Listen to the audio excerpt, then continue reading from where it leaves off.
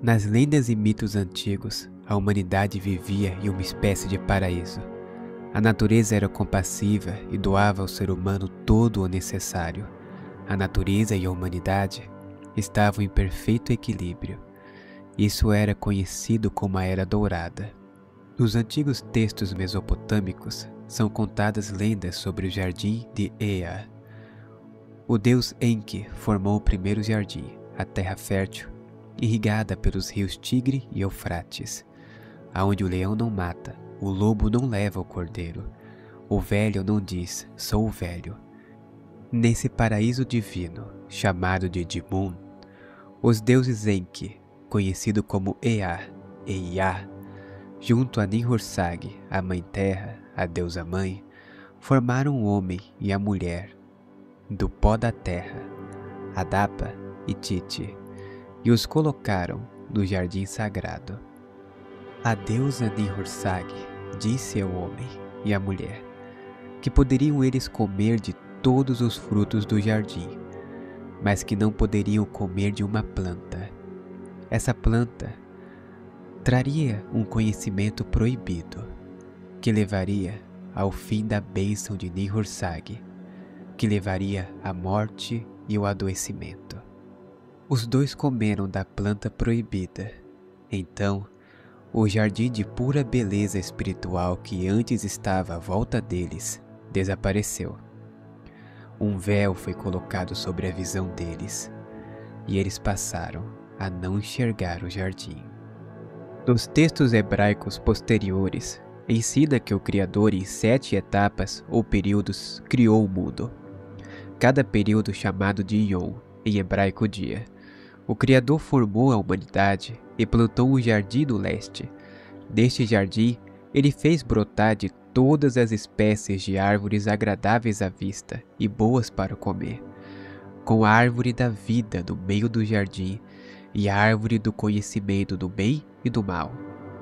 E Deus ordenou que de toda a árvore do jardim se poderia comer livremente, mas da árvore do conhecimento do bem e do mal não se poderia comer, porque no dia em que comesse dela, a morte chegaria à humanidade. E todos os animais do jardim apenas comiam das plantas e legumes que brotavam da terra, e não havia morte ou doença em todo o jardim. Quando o Criador formou a mulher e o homem, ambos estavam completamente nus, e eles não se envergonhavam, nem olhavam para o corpo com malícia, completamente livres e entregues em devoção à natureza. A Mãe Terra servia completamente à humanidade, sem dominação.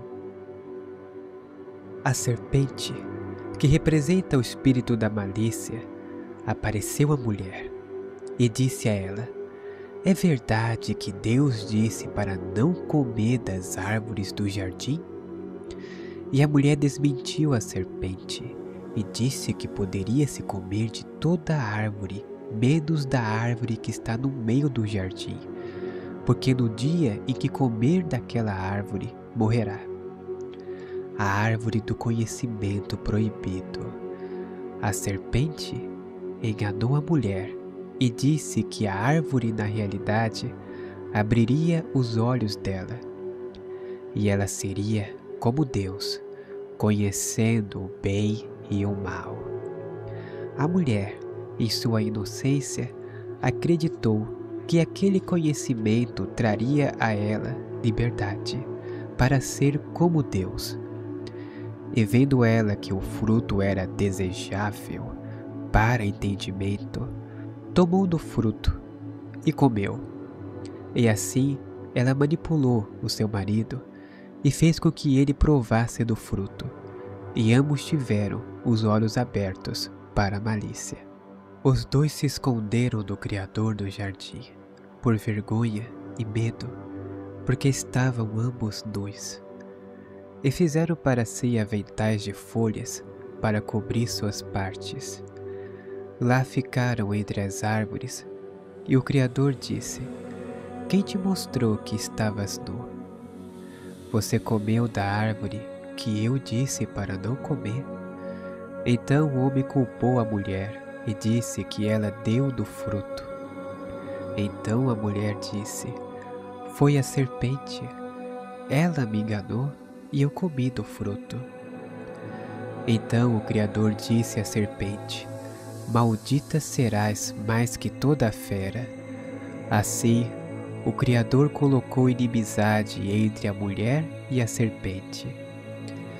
E disse o Criador que a cabeça da serpente será ferida pela mulher, e que agora a mulher teria dor ao dar à luz.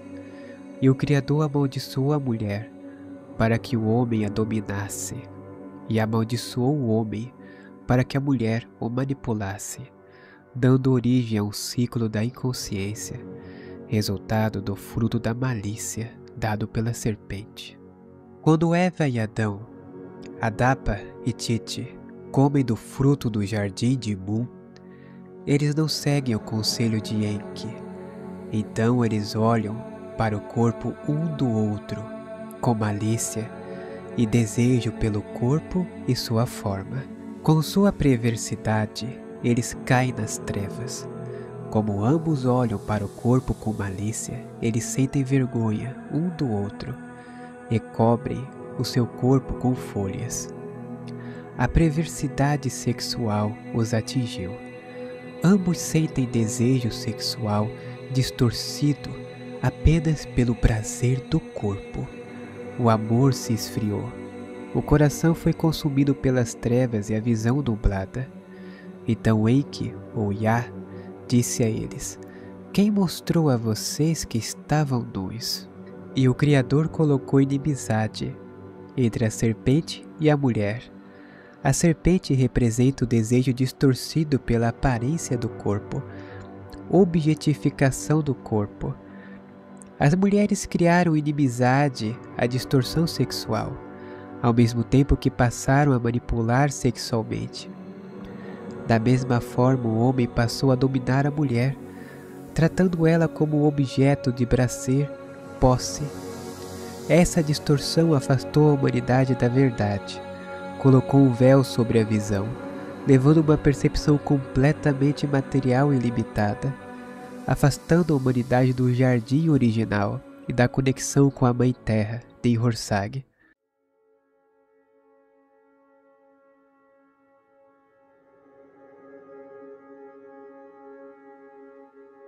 Os textos da ancestral filosofia espiritual hindu ensinam que a relação sexual sem amor, devoção e consciência destrói e corrompe a alma, que o desejo e a malícia sexual são formas de ignorância.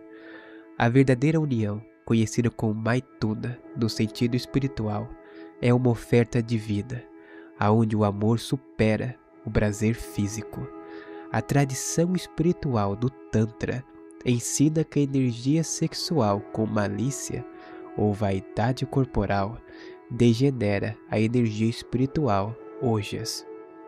O jovem nasce completamente livre, com uma capacidade intuitiva profunda e conexão com tudo o que existe. Ele enxerga a realidade como ela é, sente a natureza, as árvores e o ar, a terra e o céu como uma única coisa, em pura alegria e liberdade. No entanto, logo após a puberdade, surge a distorção sexual.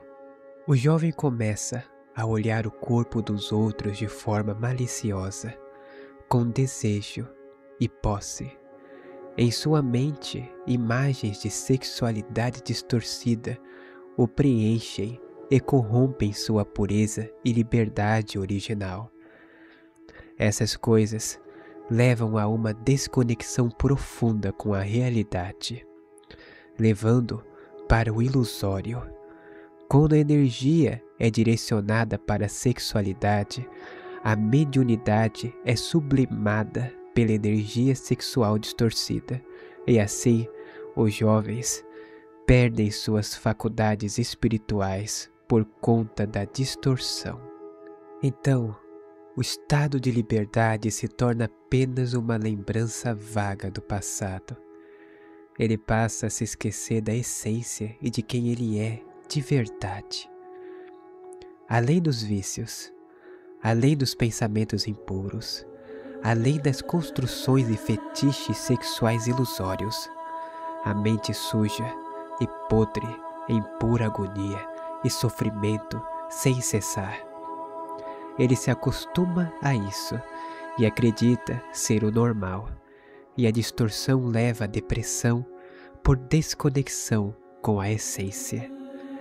Dessa depressão constante e eterna, agressividade, julgamento, ódio a si mesmo, o ego o impede de ver quem ele é além de tudo isto.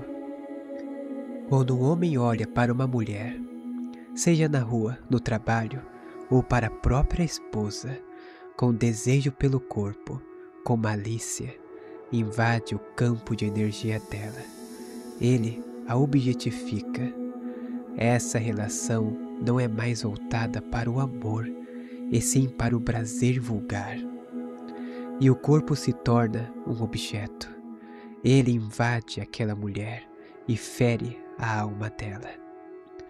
Ela se sente invadida e explorada sexualmente pelo olhar sujo.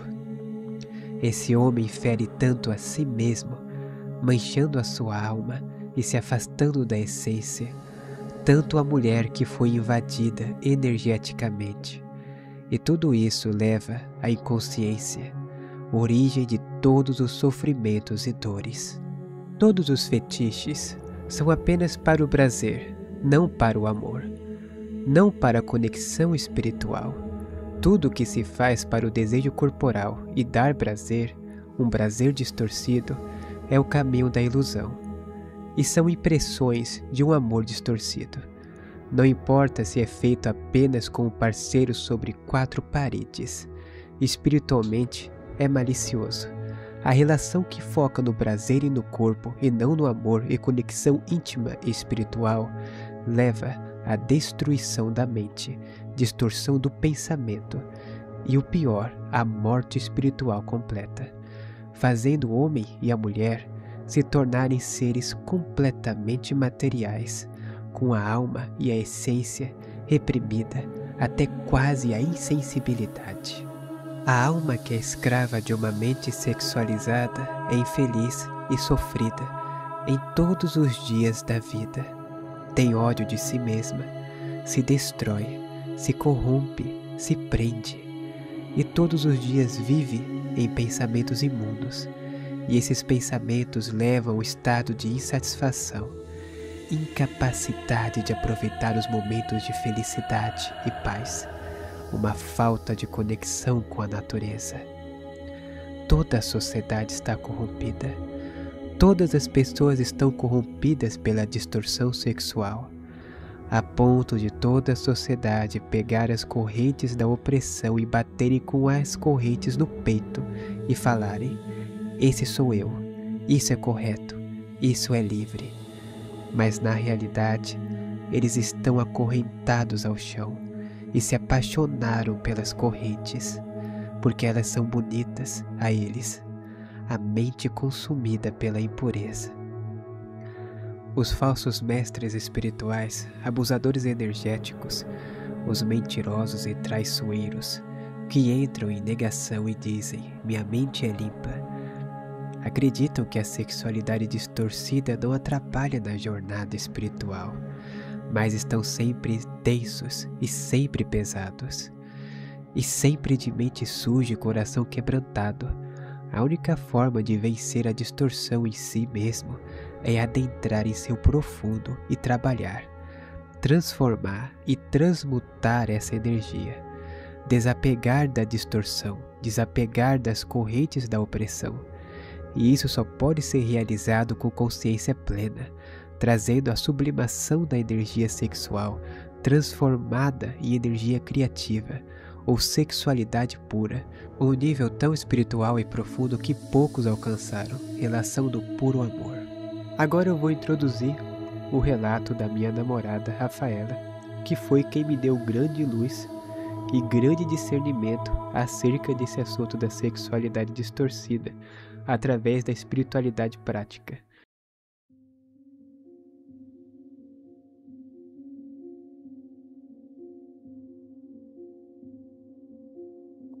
Acredito que a melhor maneira de trabalhar a sexualidade distorcida seja através de meditação profunda consigo mesmo, tentar alcançar a própria essência, em conexão talvez com a natureza, se for possível, em conexão com Pachamama, mas foi em meditação profunda com a natureza, em conexão com as árvores, ouvindo as árvores com Pachamama, que eu aprendi que a sexualidade distorcida começa primeiramente na infância ou adolescência.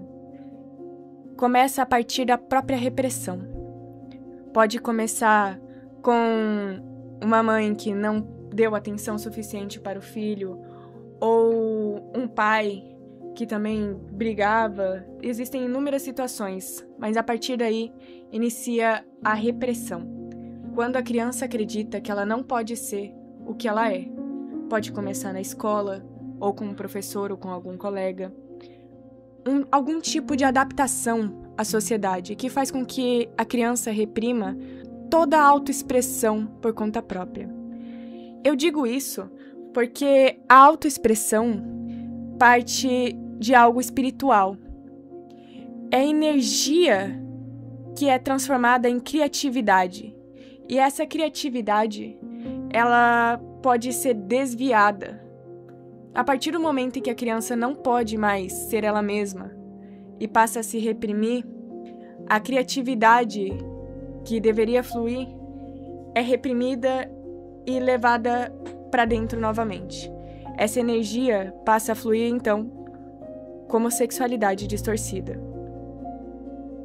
O corpo espiritual, chamado Kamarupa, também chamado corpo dos desejos, está ligado ao Manomaya Kosha, o corpo emocional.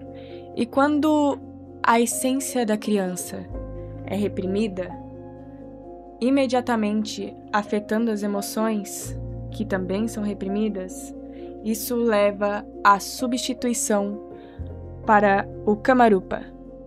O Kamarupa, que seria o corpo dos desejos, busca se preencher em alguma forma de prazer. Geralmente, na infância e na adolescência, inicia então o começo de alguma distorção. Geralmente é aí que se inicia a sexualidade distorcida. Através da meditação é possível reconhecer a criança do passado, esquecida, ignorada e reprimida por si mesma. Através da meditação profunda é possível reconhecer as próprias ilusões e negações consigo mesmo, para puramente adaptação. A partir daí, você reconhece o que lhe faltou ou o que lhe reprimiu, que levou você a bloquear a própria essência. A verdade é que a sexualidade distorcida não passa de uma substituição para o prazer e uma fuga ou um amortecedor para a falta de si mesmo. O trabalho para deixar a sexualidade distorcida e começar a ir no caminho da sexualidade como algo sagrado, com amor, é necessário o desapego da obscenidade, da malícia, da pornografia, da perversidade e da busca pelo prazer. Este desapego não é fácil, pois é necessário que reconheça e assuma para si. E existe um fator principal que leva à negação. E o que faz você ter negação com essas coisas é justamente a culpa, ou simplesmente a fuga, para não se sentir culpado. Por isso, a meditação com a natureza e com as árvores é tão importante, pois a natureza ensina o amor próprio. Ela ensina você a se acolher com amor profundo. Então é muito importante, ao trabalhar qualquer sombra interna, não apenas a sexualidade distorcida, mas qualquer outra sombra sobre si, trabalhar com amor próprio, saber se acolher e se reconhecer com a verdade pura, sabendo que você está reconhecendo como um ato de transformação e mudança. Acolher a criança que não foi acolhida há muito tempo atrás e aprender a soltar tudo aquilo que entrou na frente da sua essência, nublando sua visão, prendendo a sua espiritualidade, a sua mediunidade. É necessário uma entrega e uma confiança absoluta e também aprender a confiar em si mesmo e acreditar em si mesmo. É como reaprender a confiar na própria essência, sabendo que a verdade está dentro de você, não fora. Se há algo em você que lhe é incômodo, saiba que este incômodo é a sua essência avisando para você: há algo para reconhecer e transformar aqui. Há algo que está tampando a sua essência de fluir. Há algo que precisa ser curado. E muitas vezes a sexualidade distorcida reprime tanto e se transforma num ciclo. O vazio que se sente, muitas vezes, é a falta da essência pura fluir.